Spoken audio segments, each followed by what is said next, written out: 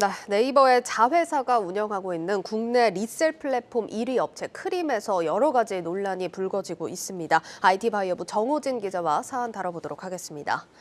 정 기자, 크림이 국내 리셀 플랫폼입니다. 이게 리셀 용어가 좀 생소할 수도 있는데 이게 어떤 개념일까요? 네, 리셀은 이름 그대로 소비자들이 물건을 되파는 행위를 뜻하는데요. 예. 그러니까 중고거래랑 좀 다른 점이 중고거래는 본인이 사용하던 물건을 파는 거잖아요. 네. 리셀은 이렇게 뭐 한정판 운동화라든지 명품 의류, 뭐 액세서리 같은 것들을 판매하는 겁니다. 그러니까 구하기 힘든 물건에 웃돈을 붙여서 파는 형태인 거죠. 그렇습니다. 프리미엄을 붙이는 거죠. 예. 그래서 증권가에 따르면 국내 리셀 시장 규모가 올해 약 1조 원에 이르는데 국내에서는 말씀 주신 것처럼 네이버의 자회사 스노우가 설립한 리셀 플랫폼 크림이 점유율 1위를 기록하고 있습니다. 네, 그런데 이 네이버 크림에서 지금 여러 가지 잡음이 불거지고 있는 상황입니다. 일례로 판매자가 크림에 이제 물건을 전달했는데도 수령을 거부했던 이런 사례도 있었고 페널티를 부과하는 사례도 있었다면서요? 그렇습니다. 페널티 자체는 약관에 적혀 있는 건데요. 예. 자, 이 크림의 판매 방식을 한번 설명드리면 이 크림은 물건을 중개하는 방식이 크게 두 가지가 있습니다. 하나는 일반적으로 판매자가 물건을 올리면 구매자가 그 물건을 보고 구입하는 게 일반적인 방법이고요. 플랫폼에서 보고 직거래 형식으로 거래를 하는 거군요. 판매 가격과 구매 가격이 맞으면 거래가 되는 게 일반 판매고 예. 또 하나는 이제 판매자가 거래가 발생하기 전에 그러니까 거래가 체결되기 전에 미리 창고에 물건을 전달하고 보관하는 겁니다. 네. 이 경우에는 뭐 택배가 늦어지거나 그렇다고 해도 아무도 피해 보는 사례가 없잖아요. 그렇겠네요. 그래서 이 부분이 논란이 되고 있는데요. 그래서 저도 이 부분에 대해서 제보를 받고 취재를 진행했습니다. 내용을 말씀드리면 제보자에 따르면 이 한정판 운동화를 판매하기 위해서 물건을 보냈는데 이 크림의 택배가 도착했지만 반송됐습니다. 왜냐하면 이 상자에 적혀 있는 운송장이 달랐다는 거예요. 예. 그래서 이 운송장 같은 경우에 다르면은 이 제보자는 20만 원 정도 페널티를 물게 됐습니다. 페널티가 세네요. 네, 페널티가 전체 가격의 15%인데 예. 뭐 명품 신발이라든지 아니면 의류 같은 것들이 가격이 고가다 비싸기 보니까, 때문에 예. 네, 페널티가 그렇게 많이 붙었고요. 네, 그리고 또 제보자는 이 물건이 잘 도착했다 이런 문자까지 받고 그리고 또 실제로 이름이나 전화번호로도 지금 뭐 물건이 도착했는지 확인할 수 있는데 예. 운송장이 다르다는 이유로 물건을 반송시키는 것은 적당하지 않다, 부당하다라고 문제를 지적한 상황입니다. 알겠습니다. 일단 뭐 크림 이용자 입장에서 보자면 본인의 잘못이 아닌데도 페널티를 물게 됐으니까 황당하다 이렇게 느낄 수 있을 것 같은데 어떻습니까? 네, 크림 이용자 입장에서는 본인 잘못이 아닌데 갑자기 15% 페널티를 받았으니까 답답하겠죠. 그래서 일단 여러 곳에 민원을 제기했는데 일단 크림 측의 입장을 한번 살펴보면 크림한테 제가 물어봤습니다.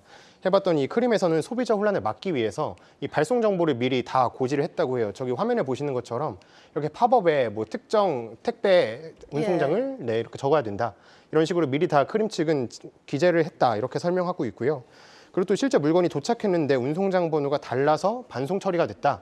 이거는 왜 그러냐 한번 물어봤더니 크림에서 저희가 인력이 없고 리소스가 자원이 없기 때문에 이 부분은 해결을 하지 못했다라고 이야기를 했습니다.